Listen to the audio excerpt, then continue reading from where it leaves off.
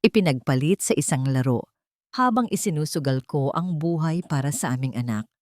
Habang ako'y nilalamon ng sakit ng panganganak, siya'y abala sa pagpatay ng mga katang-isip na kalaban. Ang kaning baboy na inihagis niya sa akin ang nagsilbing huling sampal sa aking pagkatao. Ngunit isang tawag ang nagpabago sa lahat. Hindi na ako ang Amara na kaya nilang tapak-tapakan. Paano ko sisingilin ang bawat butil ng luhang pumatak mula sa aking mga mata?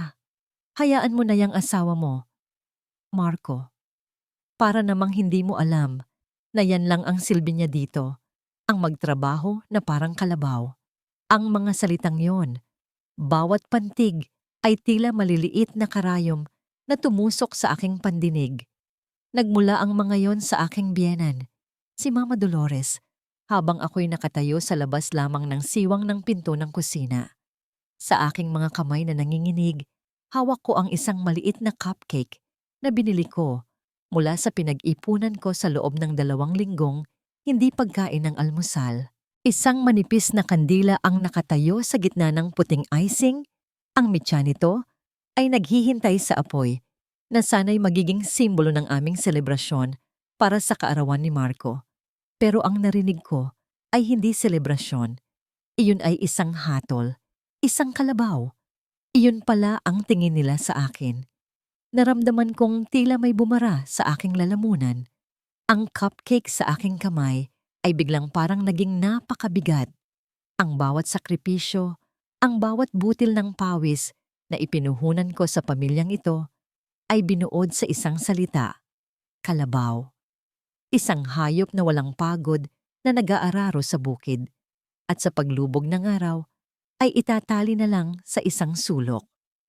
Hindi nagtagal, bumukas ang pinto ng kwarto at lumabas si Marco, hindi dahil naramdaman niya ang presensya ko, kundi dahil kailangan niya ng tubig. Gulong-gulo ang kanyang buhok at namumula ang kanyang mga mata sa magdamag na paglalaro. Napatingin siya sa hawak ko at isang mapanuyang na ngiti ang gumuhit sa kanyang mga labi. "Ano yan?" tanong niya. Ang boses ay magaspang. "Huwag mo akong daanin sa mga ganyan, Amara. Pera ang kailangan ko. Pang-load sa laro." Hindi pa ako nakakasagot ng isang matalim na kirot ang biglang gumuhit sa ibabang bahagi ng tiyan ko. Napakagat ako sa aking labi upang pigilan ang anumang daing na maaring kumawala. Ang unang senyales. Ngunit hindi ito ang tamang oras, hindi sa harap niya, hindi sa ganitong paraan. "Marco, kaarawan mo." Halos pabulong kong sabi, ipinipilit na panatilihing matatag ang aking boses. At anong silbi ng kaarawan kung wala akong pera?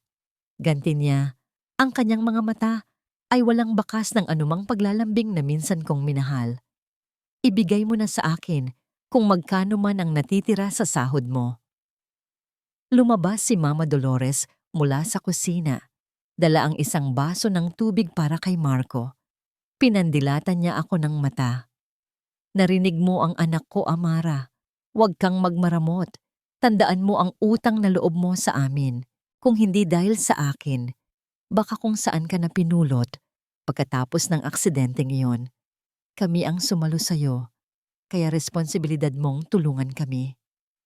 Ang pamilyar na sumbat, ang tanikalang paulit-ulit na ipinupulupot sa aking leeg sa tuwing sinusubukan kong huminga. Tumango na lamang ako, walang lakas na makipagtalo. Kinuha ko mula sa aking bulsa ang mga huling lukot na pera na dapat sana'y pambili ko ng bitamina para sa aking pagbubuntis at iniabot ito kay Marco. Kinuha niya ito nang walang pasasalamat at agad na bumalik sa kanyang kuweba sa mundo ng kanyang laro. Naiwan akong nakatayo doon kasama si Mama Dolores na masama pa rin ang tingin sa akin bago tumalikod. Ako na lang mag-isa. Tinitigan ko ang cupcake. Ang munting liwanag ng pag-asa na iningatan ko buong umaga ay tuluyan ng namatay. Dahan-dahan, inilapit ko ito sa aking mga labi at hinipan ng kandila. Walang hiling, walang awit, Tanging ang katahimikan ng kusina at ang tunog ng video game mula sa kabilang silid. Isang butil ng luha ang pumatak mula sa aking mata. Bumagsak mismo sa ibabaw ng icing na tila isang huling pait na idinagdag sa dapat sana'y matamis na araw. At sa sandaling iyon, isa pang kirot ang dumating. Mas matindi, mas malalim. Napahawak ako sa aking tiyan. Ang aking mga daliri ay bumaon sa aking damit. Napasandal ako sa pader. Ang aking hininga ay naging mababaw at mabilis ganti. Marco, tawag ko. Ang aking boses ay basag at puno ng takot. Marco, tulong. Ang tanging sumagot sa akin ay ang malakas na sigaw ng tagumpay mula sa loob ng kanyang kwarto. Isang selebrasyon para sa isang pekeng laban habang ako'y nagsisimula ng harapin ang tunay na laban ng mag-isa. Ang ingay ng mga pagsabog at putukan mula sa laro ni Marco ay tila isang walang katapusang pambubulabog sa aking isipan. Kasabay ng bawat paghilab ng aking tiyan, bawat alon ng sakit ay tila isang nagbabagang bakal na ipinupulupot sa aking balakang, pinipiga ang bawat hibla ng aking lakas. Sinubukan kong tumayo, gamit ang pader bilang aking suporta. Kailangan kong makarating sa kanya. Kailangan niya itong malaman. Hindi ko ito kakayanin ng mag-isa. Bawat hakbang patungo sa pinto ng kanyang kwarto ay isang pakikibaka. Nang marating ko ito, nanghihina kong itinaas ang aking kamay at kumatok ng marahan. Walang sagot. Tanging ang dagundong pa rin ang digmaan mula sa kanyang mga speaker. Kumatok ako ulit. Sa pagkakataong ito'y mas malakas, gamit ang natitira kong enerhiya. Marco, tawag ko. Ang boses ko'y halos hindi na marinig dahil sa putol-putol na hininga. Tulungan mo ako. Manganganak na yata ako. Bumukas ang pinto nang may malakas na kalabog. Bumungad sa akin ang mukha ni Marco, galit na galit at pawisan, hindi dahil sa pag-aalala, kundi dahil sa pagkabigo sa kanyang laro. Hindi ka ba makapaghintay? Istorbo ka. Sigaw niya, ang kanyang mga mata ay nanlilisik.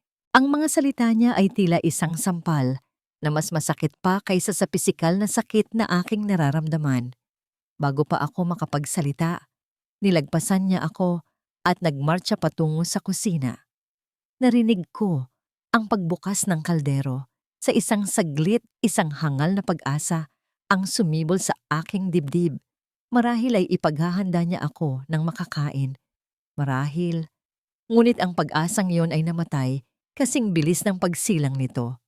Bumalik siya, hindi dala ang isang mainit na sabaw, kundi isang mangkok ng kaning lamig na tira pa kagabi. Walang awa niya itong inihagis sa sahig sa mismong paanan ko. Ang ilang butil ng kanin ay tumalsik at dumikit sa aking duster. Ayan, kumain ka para magkalakas ka. Huwag mo akong abalahin. Nakatitig ako sa kaning nakakalat sa maruming semento. Ang amoy panis nito ay humalo sa hangin. At sa sandaling iyon, hindi lang ang aking tiyan ang nasikmura, kundi ang buong pagkatao ko. Ang lahat ng aking pagmamahal, ang lahat ng aking pag-aalaga, ang buhay na dinadala ko sa aking sinapupunan para sa kanya. Ito ang katumbas. Isang mangkok ng kaning baboy. Isang napakatinding paghilab ang biglang yumanig sa aking buong katawan at napaluhod ako sa sahig. Ang sakit ay napakatalim, napakatindi, na tila binibiyak ang aking kaluluwa. At sa gitna ng sakit na yon, isang bagay ang naging malinaw na parang kristal. Walang tutulong sa akin dito. Kailangan kong iligtas ang aking sarili. Kailangan kong iligtas ang aking anak. Hindi ko na siya tinignan. Hindi ko na siya tinawag. Gamit ang lahat ng natitira kong lakas, gumapang ako. At pagkatapos ay pilit na tumayo, patungo sa pinto palabas ng bahay. Bago ako tuluyang lumabas, napalingon ako sa huling pagkakataon. Ang tanging ilaw sa madilim na sala ay nagmumula sa kwarto ni Marco. Isang kumikislap at nagbabagong liwanag mula sa kanyang monitor na tila isang halimaw na may sariling buhay. Nilalamon ang lahat ng alaala at pangarap na minsan naming pinagsaluhan.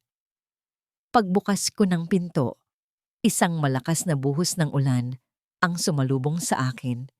Ngunit hindi ko ito ininda. Naglakad ako palayo sa impyernong iyon. Sa kabilang kalsada, nakita ko ang isang ilaw na bumukas.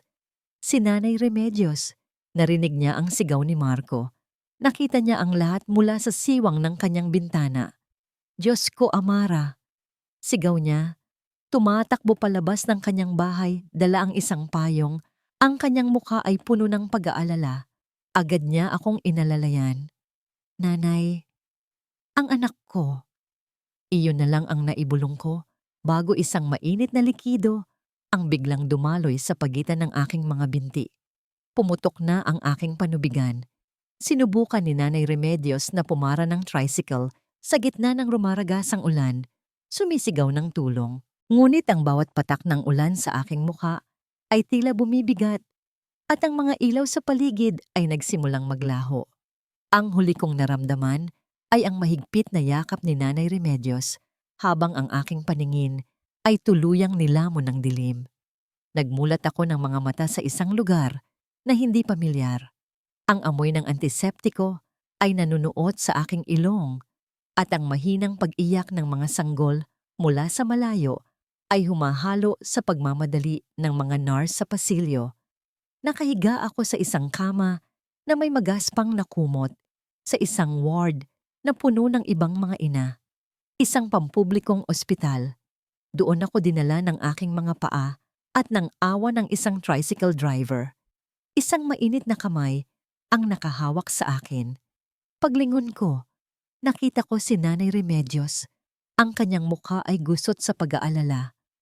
Ngunit may ngiti sa kanyang mga labi. Siya ang nanatili sa aking tabi. Ang mga sumunod na oras ay isang malabong panaginip ng sakit at pagod. Walang Marco, walang bulaklak, walang mga salita ng pag-asa mula sa lalaking pinangakuan ko ng habambuhay. Tanging ang mga utos ng doktor, ang pag-alo ni Nanay Remedios, at ang paulit-ulit na paghilab na halos magpahiwalay sa aking katawan at kaluluwa. Bawat pag-ire ay may kasamang alaala, ang imahe ng kaning baboy sa sahig, ang tunog ng video game, ang lamig ng kanyang mga salita. Ginawa kong panggatong ang pait na yon, ang galit, ang dalamhati, para itulak ang aking anak palabas sa isang mundong mas mabuti kaysa sa pinanggalingan niya. At pagkatapos, sa gitna ng aking pagsuko, isang malakas at matinis na iyak ang pumuno sa buong silid. Isang iyak na pumunit sa kurtina ng aking pagdurusa at nagpasikat ng liwanag. Babae ang anak mo? Sabi ng nurse. Ang kanyang boses ay malambing habang inilalapag niya ang isang maliit na nilalang sa aking dibdib. Napakaliit niya. Napaka-perpekto. Ang kanyang balat ay kulay rosas pa. Ang kanyang mga kamay ay nakakuyom na tila handang labanan ang mundo. Nang imulat niya ang kanyang mga mata at tumitig sa akin, ang lahat ng sakit, lahat ng pighati, ay biglang naglaho. Tanging kami na lang dalawa. Hinaplos ko ang kanyang pisngi at isang patak ng luha mula sa aking mata ang tumulo sa kanyang noo. Dahan-dahan, pinunasan ko ito. Hindi kita iiwan, anak. Pangako. Bulong ko. Isang panatang isinumpa ko hindi lang sa kanya, kundi sa aking sarili. Habang ako'y nakapikit at ninanamnamang sandaling iyon, naramdaman kong tumayo si Nanay Remedios. Sa pagod ko, hindi ko na namalayan ang kanyang ginawa. Kinuha pala niya ang luma kong pitaka at mula roon ay dinukot ang isang maliit at kupas na notebook. Sa isang pahina doon, nakasulat ang isang pangalan at numero. Attorney Clara. Lumabas siya ng ward at tinawagan ang numerong yon. Ilang oras ang lumipas, habang natutulog ang aking anak sa aking tabi, isang anino ang tumabon sa amin. Inaasahan kong isa lamang itong nurse, ngunit nang imulat ko ang aking mga mata, isang babaeng matikas, elegante, at may amoy ng mamahaling pabango ang nakatayo sa harap ko. Ang kanyang damit ay walang gusot, isang malaking pagkakaiba sa aking suot na damit pasyente ng ospital. Ang kanyang mukha ay pamilyar, isang mukhang sinubukan kong kalimutan. Si Clara, ang matalik kong kaibigan na tinalikuran ko nang piliin ko si Marco. Tinitigan niya ako, hindi nang may galit o panunumbat, kundi nang may pagkaawa at panghihinayang. Amara, anya, ang kanyang boses ay nanginginig. Bakit hindi ka tumawag? Bago pa ako makasagot, biglang umugong ang luma kong cellphone sa ibabaw ng maliit na mesa. Kinuha ito ni Clara para sa akin. Isang text message mula kay Marco. Nang ipakita niya sa akin ang screen, naramdaman kong tila gumuho ang sahig ng ospital. Hindi ito isang tanong kung kamusta na kami. Hindi ito isang paghingi ng tawad. Ito ay isang hatol. Huwag ka nang bumalik dito. Pinalitan ko na ang susi. Ang mga salita sa screen ng cellphone ay tila mga langgam na gumagapang sa aking balat. Malamig, mapanira. Hinawakan ni Clara ang telepono mula sa aking nanginginig na kamay at ang kanyang mukha ay nag-apoy sa galit nang mabasa niya ang mensahe. Walang hiya, bulong niya. Pinatay ang screen at inilagay ang telepono sa kanyang bag. Hindi ka na babalik doon, Amara. Over my dead body. Umiling ako, ang aking isip ay ayaw pa ring tanggapin ang lahat. Isang bahagi sa akin ay gusto pa ring maniwala. Gusto pa ring kumapit. Pero Clara, wala akong pupuntahan. At ang utang na loob ko kay Mama Dolores, iniligtas niya ako. Tandaan mo ba yung aksidente noon? Siya ang nagdala sa akin sa ospital. Ang mga salitang iyon, na minsan kong pinanghawakan bilang katotohanan, ay tila naging abo sa aking bibig. Umupo si Clara sa gilid ng aking kama. Ang kanyang mga mata, na dati puno ng pagkaawa, ay ngayon ay matalim na parang punyal. Hinawakan niya ang aking kamay. Ang kanyang pagkakahawak ay mahigpit at puno ng determinasyon. Amara, listen to me. Seryoso niyang sabi. Iyon ang pinakamalaking kasinungalingan na ipinain nila sa'yo. At iyon ang dahilan kung bakit ako napilitang lumayo. Dahil ayaw mong maniwala sa akin noon. Napakunot ang aking noo.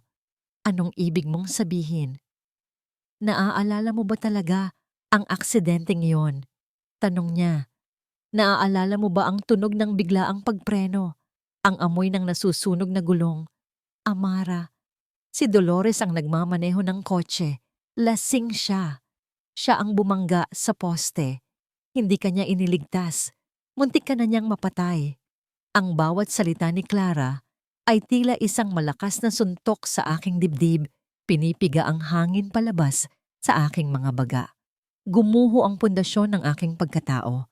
Ang utang na loob na naging kadena ko sa loob ng napakaraming taon.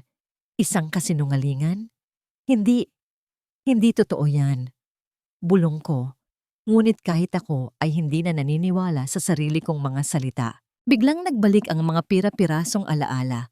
Ang sigaw ni Dolores, bago ang pagbangga, ang takot sa kanyang mga mata. Totoo, Amara. Pagpapatuloy ni Clara, ang kanyang boses ay hindi nagbabago. Ang mommy at daddy mo ang nagbayad ng lahat ng gastusin sa ospital.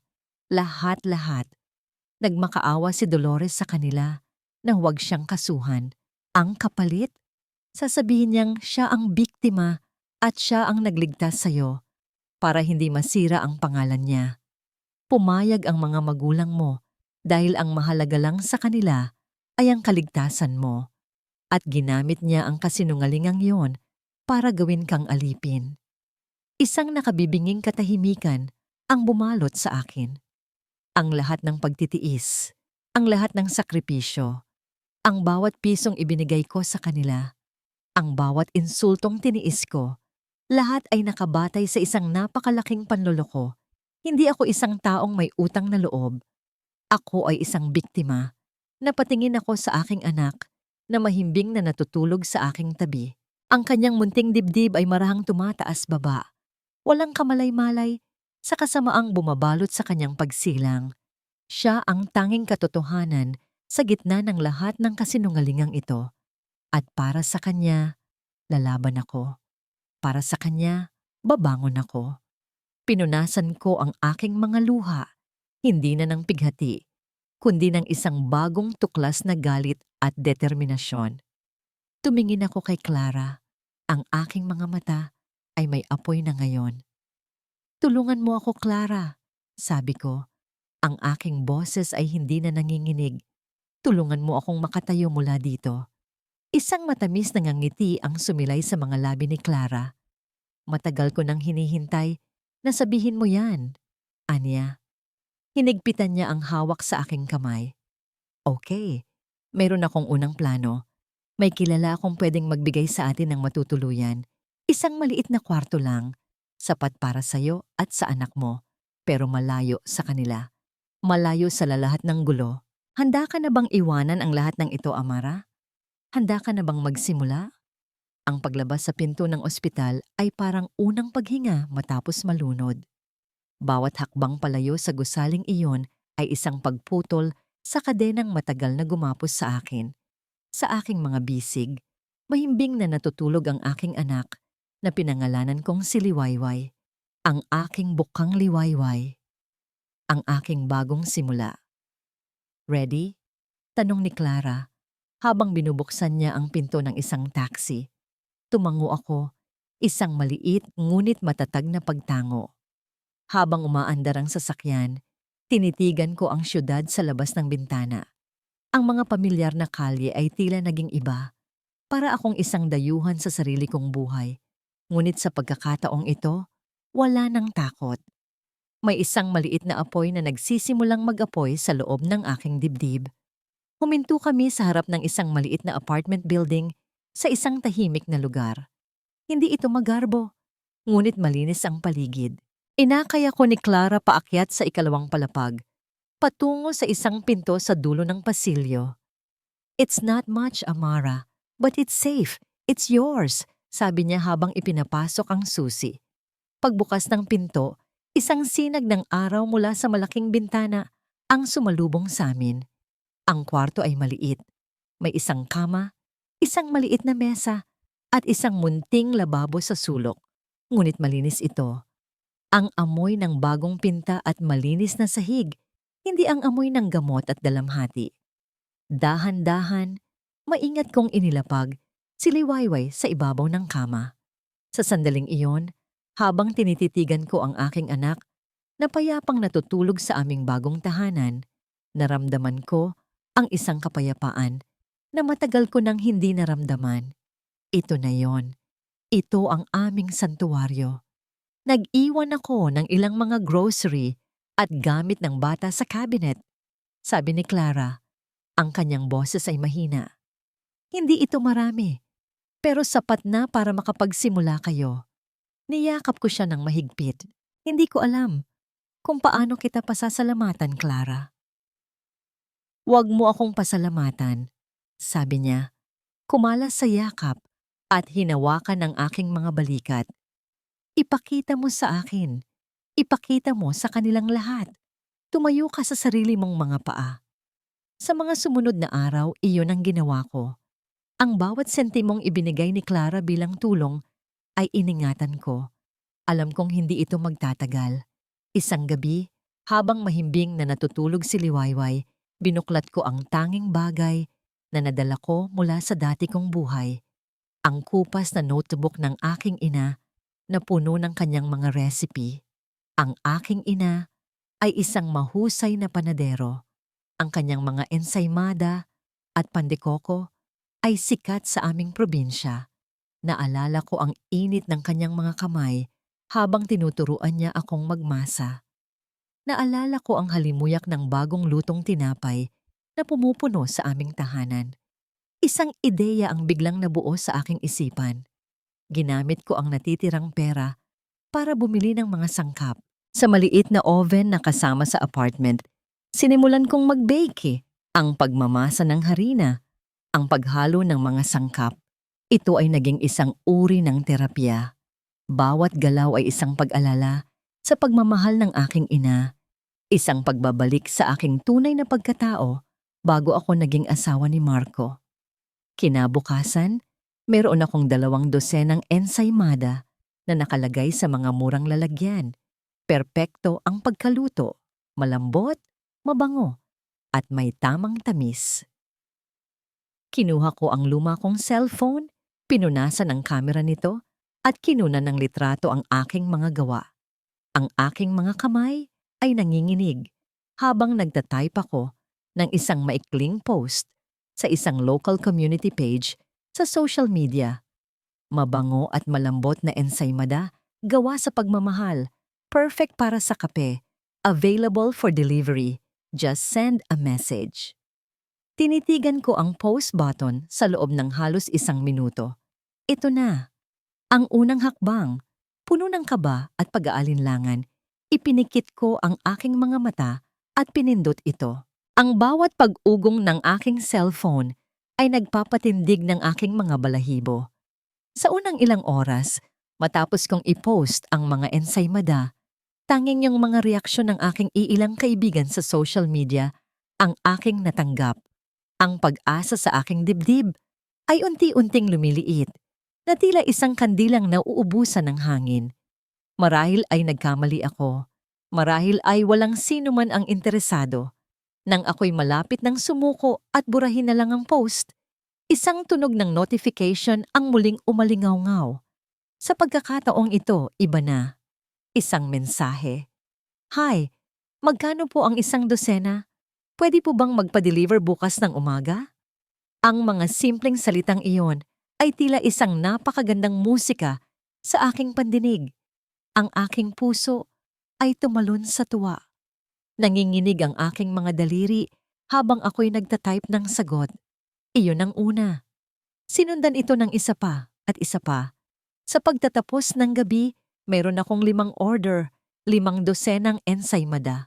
Hindi ito marami, ngunit para sa akin, ito ay isang kayamanan. Ito ay patunay na kaya ko. Habang isinusulat ko sa isang maliit na papel ang mga address ng aking mga customer, naramdaman kong tila nabunutan ako ng tinik. Sa unang pagkakataon sa loob ng maraming taon, naramdaman kong may silbi ako, hindi bilang isang kalabaw, kundi bilang isang taong may kakayahang lumikha ng isang bagay na pinahahalagahan ng iba. Samantala, sa kabilang dako ng syudad, ang bahay na minsan kong tinawag na tahanan ay nababalot na ng alikabok at katahimikan. Walang nang naglalaba, walang nang nagluluto. Ang mga plato ay nagpatong-patong na sa lababo at ang sahig ay malagkit na sa dumi. Si Marco, na walang pera para sa kanyang mga laro, ay naging iritable at palaging galit. Ang kanyang mundo ay gumuho ng wala ang alipin na gumagawa ng lahat para sa kanya. Nasaan na ba ang babaeng yon, ma? Sigaw niya isang hapon habang binubuklat ang walang lamang refrigerator. 1 linggo na tayong puro dilata, hindi ko na kaya ito. Abay malay ko, sagot ni Dolores na nakaupo sa sala at nagpapaypay. Ang walang utang na loob na yon. Matapos natin siyang kupkupin, basta na lang tayong iniwan. Siguradong bumalik na yon sa mayayaman niyang magulang. Kailangan nating hanapin siya, ma, sabi ni Marco. Ang kanyang boses ay may halong desperasyon. Kailangan ko ng pera. Kailangan natin siya para maglinis dito. Ito ay obligasyon niya. Sinimulan nilang tawagan ang iilang mga kaibigan na alam nilang malapit sa akin noon, ngunit walang nakakaalam kung nasaan ako. Si Clara, nang tawagan nila, ay sinagot lang sila ng isang malamig na, "Huwag na ninyo siyang guluhin. Kung hindi, magkikita tayo sa korte." Ang kanilang paghahanap ay naging mas desperado. Ginamit nila ang social media, naghahanap ng anumang bakas ng aking presensya. At isang gabi, habang si Dolores ay walang magawang nag-i-scroll sa isang local community page, isang larawan ang nakakuha ng kanyang pansin. Isang larawan ng mga ensaymada na nakapatong sa isang pamilyar na pinggan. Isang lumang pinggan na minsan kong dinala sa bahay nila.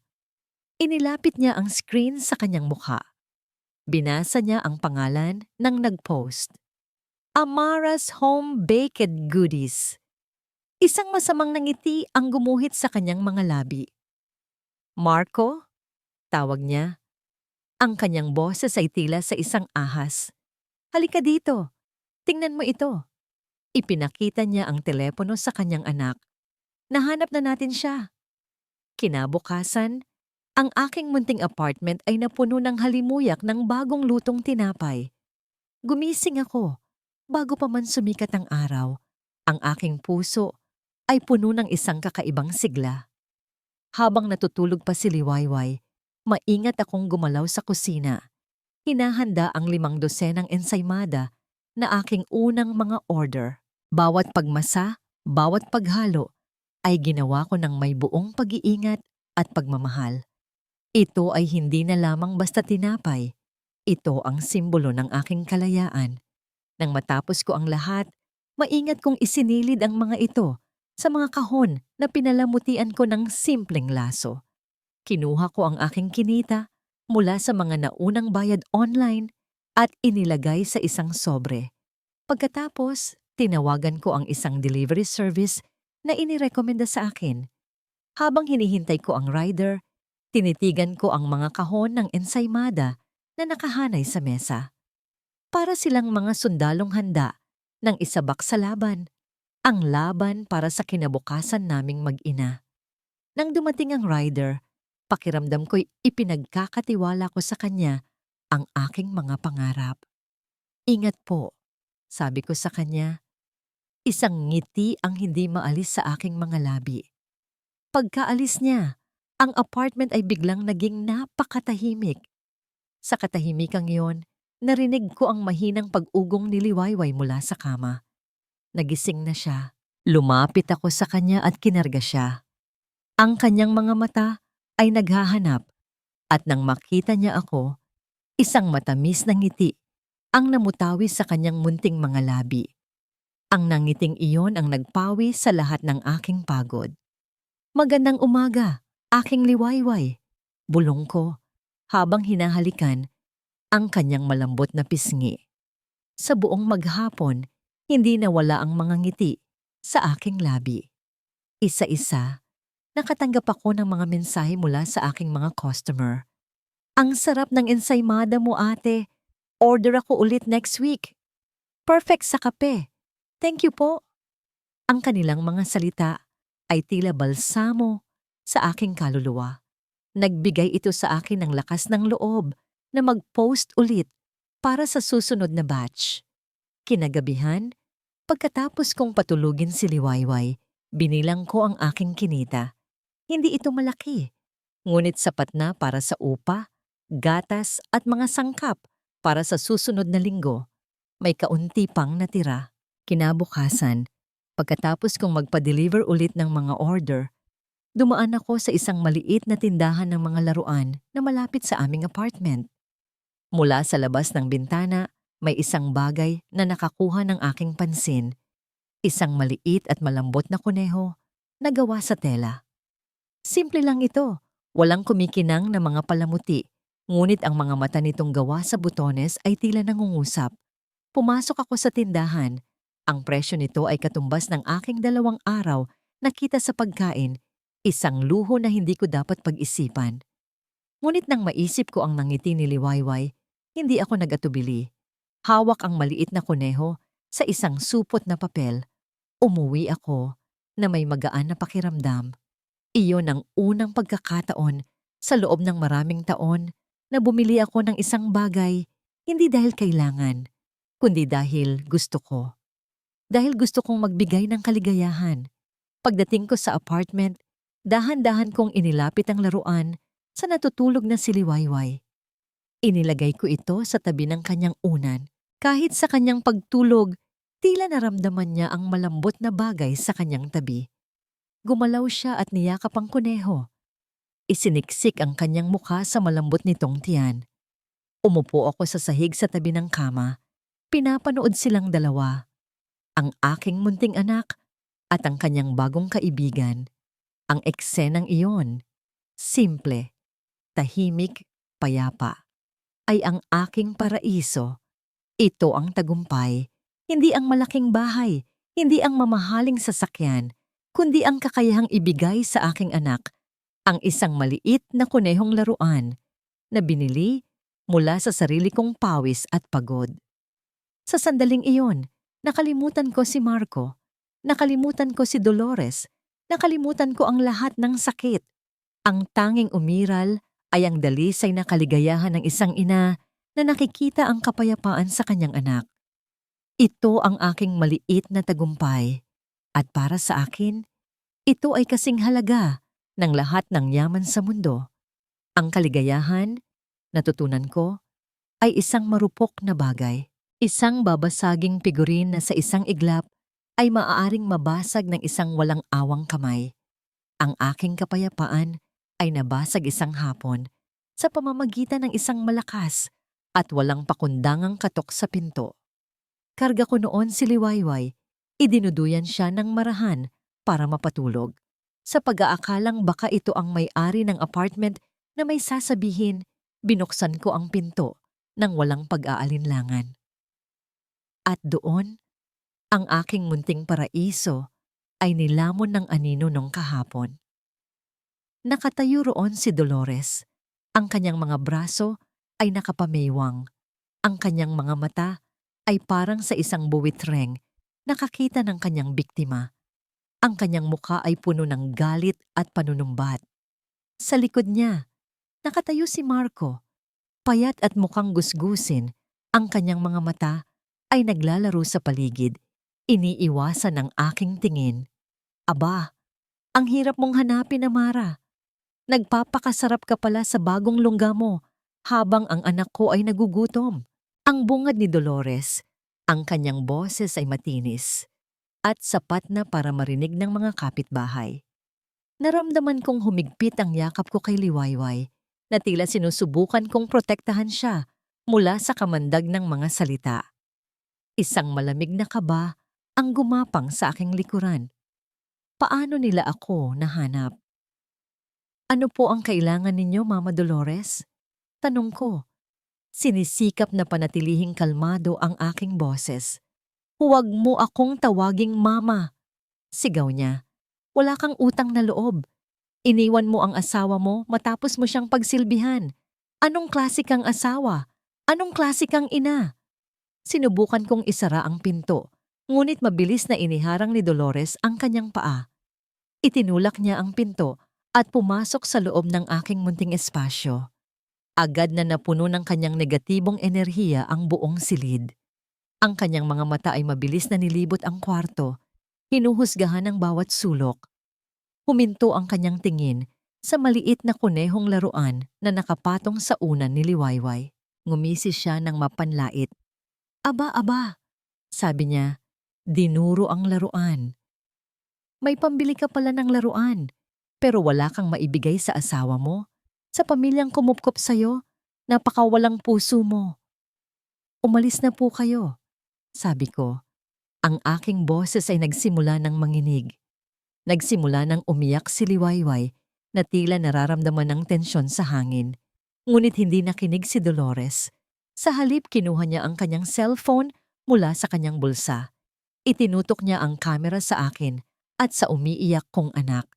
Isang flash ang sumilaw sa aking mga mata. Anong ginagawa ninyo? Tanong ko, gulat at takot. Pinapakita ko lang sa mundo kung sino ka talaga. Sagot niya, ang kanyang himang ngiti ay puno ng kasamaan.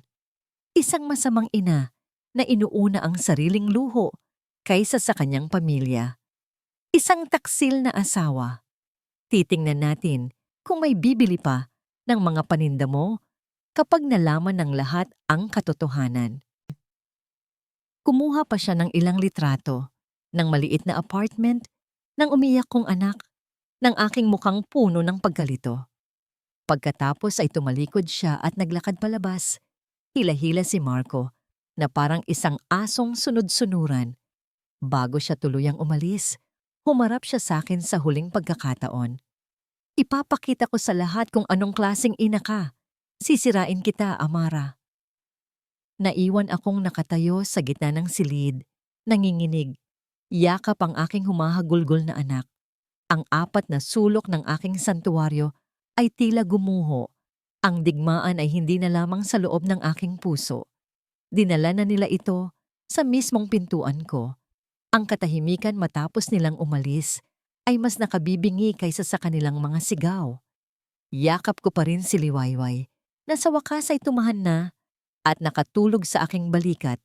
Ang kanyang munting hininga ay isang mainit na dampi sa aking leeg. Ngunit ako, hindi ako mapakali. Ang aking puso ay kumakarera at ang aking mga kamay ay nanginginig pa rin. Alam ko kung ano ang susunod na mangyayari. Ang sandata niya ay nasa kanyang mga kamay at ang larangan ng digmaan ay ang social media kung saan ang katotohanan ay madaling tabunan ng kasinungalingan. Nang may takot, kinuha ko ang aking cellphone. Ang aking daliri ay nag-aalangang mag-click sa icon ng social media app. Huminga ako ng malalim at binuksan ito. At doon, sa pinakataas ng aking newsfeed, nakita ko ito. Ang post ni Dolores, ang litrato ng aking mukha na puno ng gulat, at si Liwayway na humahagulgol sa aking mga braso.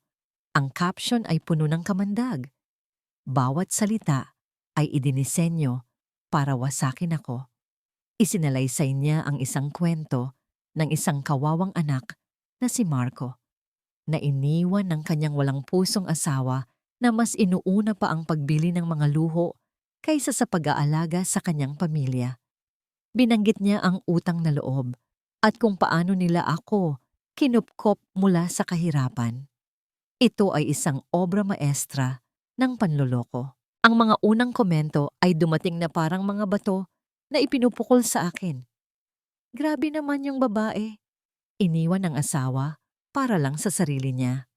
Kawawa naman yung mag-ina. Sana matauhan yung asawa at balikan sila. Judgmental agad? Baka naman may dahilan. Bawat komento ay isang saksak sa aking dibdib.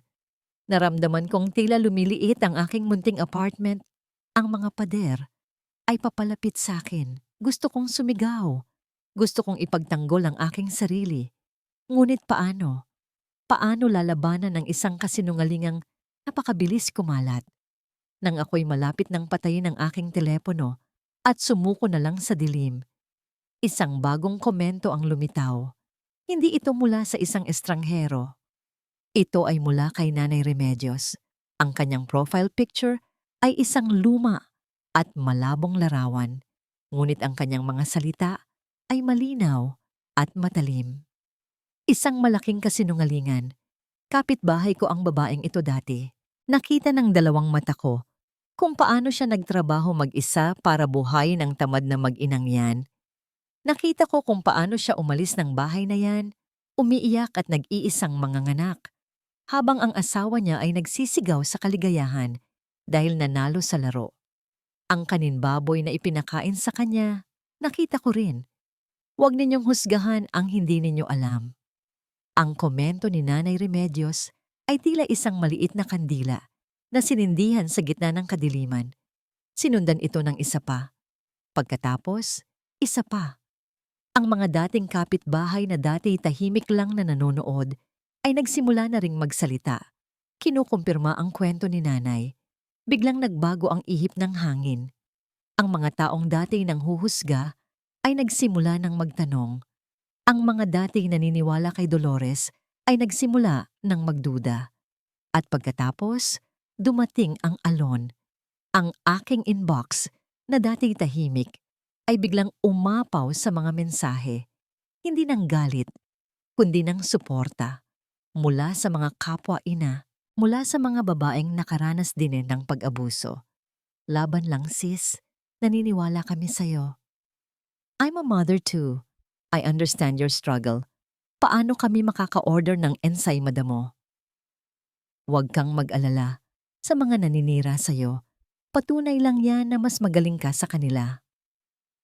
Ang aking telepono ay hindi tumigil sa pag-ugong.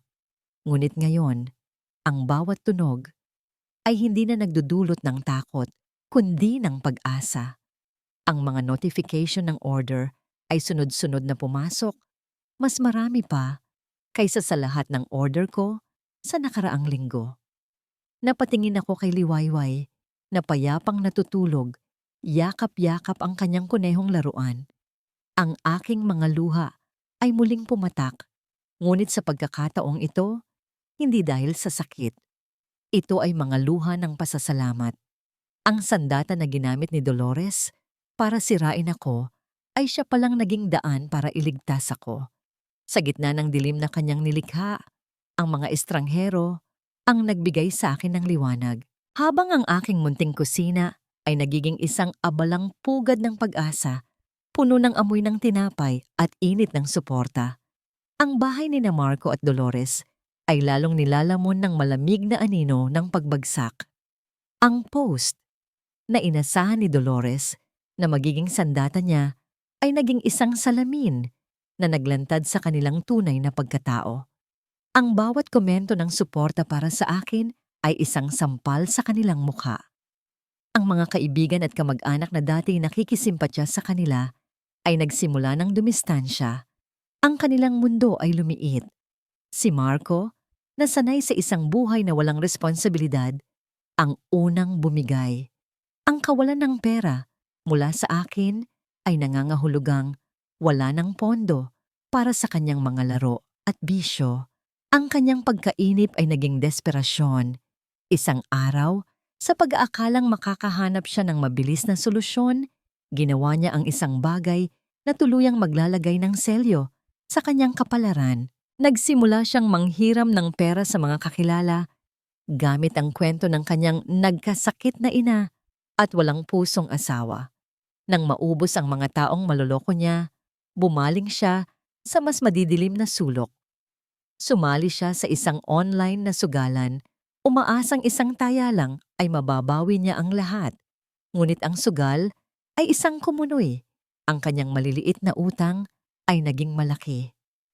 Ang kanyang mga kasinungalingan ay naging mas komplikado. At sa huli, nang wala na siyang mapagkukunan, gumawa siya ng isang malaking pagkakamali. Ginamit niya ang pangalan ng isang dati niyang katrabaho para kumuha ng isang online loan. Pineke ang pirma at mga dokumento. Hindi nagtagal. Ang katotohanan ay lumabas. Isang umaga, habang si Dolores ay abala sa pag-iisip kung paano pa ako sisiraan, 2 unipormadong pulis ang kumatok sa kanilang pinto. Ang kanilang mukha ay seryoso at ang kanilang presensya ay nagdala ng isang bigat na hindi kayang itaboy ng anumang sumbat o palusot. "Hahanapin po namin si Marco Reyes," sabi ng isa sa mga pulis. "Bakit? Anong ginawa ng anak ko?" Kinakabahang tanong ni Dolores. "May reklamo po siya ng estafa at pamimeke ng dokumento," sagot ng pulis. Sa sandaling iyon, gumuho ang buong mundo ni Dolores. Lumabas si Marco mula sa kanyang kwarto, maputla at nanginginig. Nakita niya ang mga pulis at ang lahat ng yabang at tapang ay nawala sa kanyang mukha. Naging isa na lang siyang takot na bata na nahuli sa kanyang kasalanan. Sinubukan ni Dolores na magmakaawa, magpaliwanag, manisi. Sinisi niya ako. Sinisi niya ang mga kaibigan ni Marco. Sinisi niya ang mundo. Ngunit ang batas ay may sariling mga mata at tainga. Walang nagawa ang kanyang mga luha habang pinupusasan ng mga pulis ang kanyang anak at isinasakay sa kanilang sasakyan. Naiwan siyang mag-isa sa pintuan, pinapanood ang pag-alis ng patrol car. Ang bahay na dati puno ng ingay ng laro at ng kanyang mga sigaw ay biglang naging napakatahimik. Sa katahimikang iyon, naririnig niya ang tunog ng kanyang sariling pagbagsak, ang tunog ng isang buhay na itinayo. Sa kasinungalingan at kasakiman na ngayon ay gumuho na at wala nang natira, kundi mga pira-pirasong abo. Ang balita tungkol sa pagkakadakip kay Marco ay kumalat na parang apoy sa aming dating komunidad. Nalaman ko ito hindi dahil sa tsismis, kundi dahil sa isang tawag mula kay Clara. Ang kanyang boses sa kabilang linya ay kalmado, ngunit may diin. "This is our chance, Amara," sabi niya, habang abala siya sa kasong kriminal niya. "Ito na ang tamang panahon para isampa ang mga kaso natin. Annulment at kasong label laban kay Dolores para matapos na talaga ang lahat. Sa loob ng ilang segundo, nag-alinlangan ako. Isang bahagi sa akin ang nakaramdam ng awa. Ngunit nang maalala ko ang mukha ni Liwayway, ang kaning baboy sa sahig, at ang bawat luhang pumatak mula sa aking mga mata, ang pag-aalinlangan ay naging determinasyon. Hindi ito paghihiganti. Ito ay hustisya. Para sa akin at para sa aking anak. Gawin natin. Sagot ko, ang aking boses ay matatag. Sa mga sumunod na linggo, ang opisina ni Clara ang naging kanlungan ko. Sa tulong niya, inihanda namin ang lahat ng ebidensya. Ang mga screenshot ng post ni Dolores, ang mga testimonya ng mga kapitbahay tulad ni Nanay Remedios, at ang aking sariling salaysay. Ang unang dumating ay ang hearing para sa kasong libel. Pumasok si Dolores sa korte na mayabang pa rin. Ang kanyang mukha ay puno ng pagkukunwaring siya ang biktima. Ngunit nang isa-isang tumayo ang mga testigo at isinalaysay ang kanilang mga nakita, ang kanyang maskara ay unti-unting natanggal. Ang kanyang mga kasinungalingan ay gumuho sa ilalim ng bigat ng katotohanan. Ang hatol ng korte ay mabilis at malinaw. Si Dolores ay napatunayang guilty sa paninirang puri. Inutusan siyang mag-issue ng isang pampublikong paghingi ng tawad sa social media at magbayad ng danyos perwisyos. Ang pinakamatinding parusa para sa kanya ay hindi ang pera. Ito ay ang kahihiyan. Ang babaeng buong buhay na ipinagmalaki ang kanyang dangal ay ngayon ay sa pilitang aamin sa kanyang kasalanan sa harap ng lahat. Sumunod ang proseso ng annulment. Dahil sa kanyang pagkakasangkot sa krimen at sa ebidensya ng psychological abuse, naging madali ang kaso. Si Marco, na nasa kulungan, ay walang nagawa, kundi pumirma sa mga papeles. Dumating ang araw na natanggap ko ang desisyon ng korte. Hawak ko ang isang sobrang kulay kape. Sa loob nito ay ang papel na nagsasabing, ako ay malaya na. Wala nang Reyes sa aking pangalan. Ako na ulit si Amara. Ako lang. Hindi ako nagsaya. Hindi ako nagdiwang.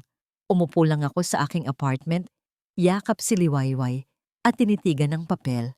Isang kabanata ng aking buhay, ang opisyal ng nagsara. Isang kabanatang puno ng sakit, ngunit nagturo rin sa akin ng napakaraming bagay.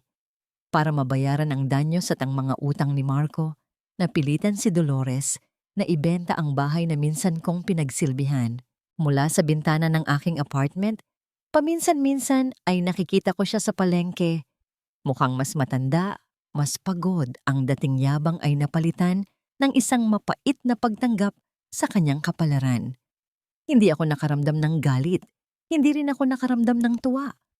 Tanging isang malalim na pakiramdam ng kapayapaan.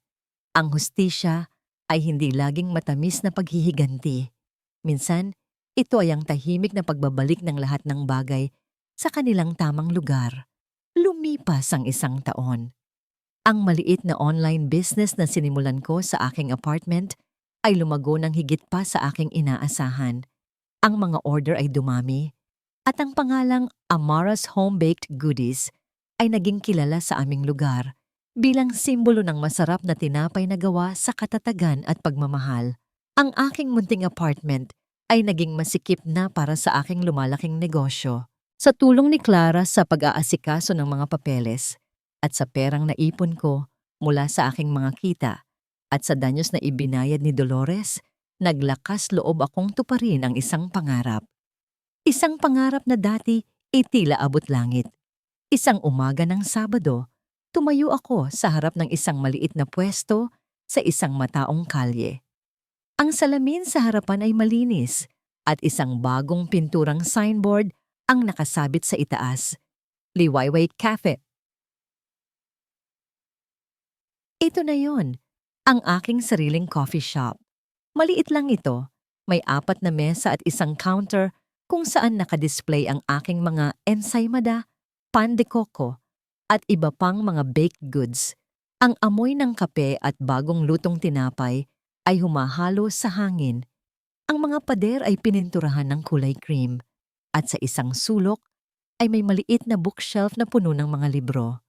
Ito ay isang lugar na idinisenyo hindi lang para magbenta ng produkto, kundi para mag-alok ng kapayapaan. Sa araw ng grand opening, naroon ang aking mga tapat na customer, ang aking mga bagong kaibigan, at syempre, si Nanay Remedios at si Clara na parehong may luha ng pagmamalaki sa kanilang mga mata. "Congratulations, Samara," sabi ni Clara habang niyayakap ako ng mahigpit. "You built this.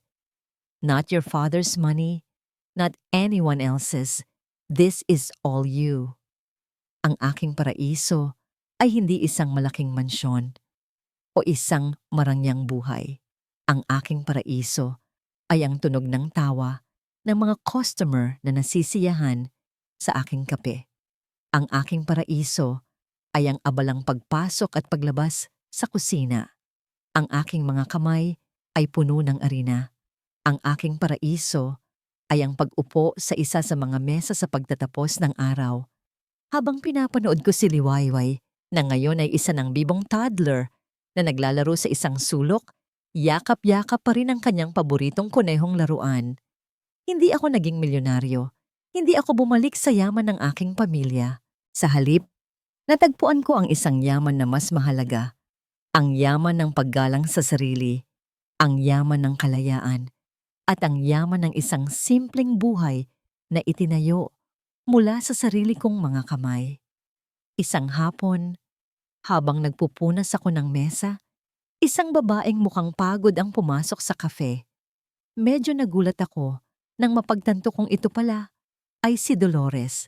Mas payat siya at ang kanyang mga damit ay simple na lamang. Umorder siya ng isang pirasong tinapay at isang basong tubig. Hindi siya tumingin sa aking mga mata. Inilapag ko ang kanyang order sa kanyang mesa. Sa isang saglit, nagtama ang aming mga paningin. Walang galit sa kanyang mga mata, tanging isang malalim na pagod at marahil isang pahiwatig ng pagsisisi. "Salamat," bulong niya, bago yumuko at nagsimulang kumain. Hindi ako sumagot. Tumalikod lang ako at nagpatuloy sa aking ginagawa. Sa sandaling iyon, alam kong tapos na talaga ang lahat. Ang huling multo ng aking nakaraan ay isa na lamang ordinaryong customer sa aking cafe. At ako na ang may-ari ng aking paraiso. Ako na ang may hawak ng aking kapalaran. 5 taon. 5 taon na ang lumipas mula noong gabing iyon sa ospital. Noong ipinangako ko sa aking sarili at sa aking anak na hindi na muli kaming aapiin. Nakaupo ako ngayon sa aking paboritong pwesto sa loob ng Liwayway Cafe. Ang negosyo ay lumago na. Meron na kaming 2 branch sa syudad at nagpaplano na para sa 3. Ang amoy ng kapeng barako at bagong lutong tinapay ay pumupuno sa hangin. Isang halimuyak na simbolo ng aking tagumpay. Sa ibabaw ng mesa sa aking harapan, may isang nakabukas na sobre. Galing ito sa Muntinlupa. Ang sulat kamay ay pamilyar, bagaman medyo nanginginig. Ito ay mula kay Marco. Binasa ko ang kanyang mga salita. Humihingi siya ng tawad. Sinasabi niyang nagsisisi siya sa araw-araw na lumilipas sa loob ng kulungan. Sinabi niyang namimiss niya kami. Nalaman ko rin mula sa mga dating kapitbahay na si Dolores ay mag-isang namumuhay ngayon sa isang maliit na kwarto. Nagtitinda ng basahan sa palengke para mabuhay. Ang kanyang kalusugan ay humina na at wala nang nakikinig sa kanyang mga sumbat. Dati, inisip ko na ang sandaling ito ay magbibigay sa akin ng matinding kasiyahan. Inisip ko na matutuwa akong makita silang nagdurusa. Ngunit habang tinititigan ko ang sulat, wala akong naramdamang galit. Wala ring tuwa. Tanging isang tahimik na pagtanggap. Ang hustisya ay naibigay na ng tadhana. Hindi ko na kailangang buhatin ang bigat ng puot sa aking dibdib. Tinupi ko ang sulat at inilagay ito sa loob ng aking bag. Hindi ko ito sasagutin. Ang katahimikan ko ang aking sagot. Napatawad ko na sila. Hindi dahil karapat-dapat sila, kundi dahil karapat-dapat akong maging malaya. Ang pagpapatawad ay hindi para sa nagkasala. Ito ay regalo para sa nasaktan upang hindi na siya muling masaktan ng nakaraan. Mommy! Napalingon ako sa boses na yon. Tumutakbo palapit sa akin si Liwayway na ngayon ay 5 taong gulang na. Ang kanyang buhok ay nakatali ng 2 pigtails at ang kanyang uniforme sa eskwela ay medyo gusot na sa paglalaro. Dala niya ang isang papel na puno ng makukulay na guhit ng crayon. "Look, Mommy! I drew us!" Masigla niyang sabi habang inaabot sa akin ang papel. Tinitigan ko ang drawing. 2 figura ang nakatayo sa harap ng isang gusaling mukhang coffee shop. Isang malaking babae at isang maliit na bata. Parehong may malalaking nangiti at sa itaas ay may malaking araw na nakangiti rin. Walang ibang tao sa drawing. Kami lang 2. At sapat na yon. Kumpleto na yon. "Ang ganda naman, anak," sabi ko habang kinakarga siya at pinauupo sa aking kandungan. Niyakap niya ako ng mahigpit at inamoy ko ang kanyang buhok na amoy araw at pawis ng pagkabata. "I love you, Mommy," bulong niya. "Ikaw ang best mommy sa buong world." Napangiti ako at sa pagkakataong ito, naramdaman ko ang tunay na kahulugan ng yaman. Tumingin ako sa refleksyon ko sa salamin ng cafe. Hindi ko na nakikita ang babaeng kalabaw na dating nanginginig sa takot sa kanyang asawa at biyenan. Ang nakikita ko ay isang babaeng buo, isang babaeng dumaan sa apoy, ngunit hindi nasunog, kundi naging mas matibay na tila bakal na pinanday ng panahon. Kumuha ako ng isang malinis na papel at ballpen mula sa aking bag. Sa loob ng ilang sandali, naisip kong sulatan ang dati kong sarili. Iyong amara na umiiyak sa sahig ng kusina habang nakatingin sa kaning baboy. Iyong amara na naglakad sa ulan habang humihilab ang tiyan. Iyong amara na takot na harapin ang bukas. Gusto kong sabihin sa kanya na kakayanin niya. Gusto kong sabihin sa kanya na darating ang araw na ang sakit ay magiging alaala na lang at ang mga luhang pumatak ay magiging pataba sa isang napakagandang hardin ng tagumpay. Pero hindi ko na kailangang isulat iyon dahil ang katunayang iyon ay nakaupo na sa aking kandungan, tumatawa, malusog, at puno ng pagmamahal. Ang tagumpay ko ay hindi ang pagbagsak ng mga taong nanakit sa akin. Ang tagumpay ko ay ang batang ito.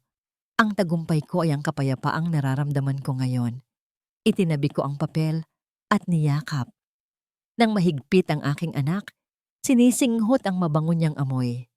Sa labas ng bintana ng kafe, ang araw ay nagsisimula ng lumubog, nagbibigay daan sa pagkinang ng mga bituin sa lungsod. Pero para sa akin, sa buhay naming 2 ni Liwayway, palaging may sisikat na bagong umaga. Ako si Amara. At ito ang aking kwento ng pagbangon, wakas.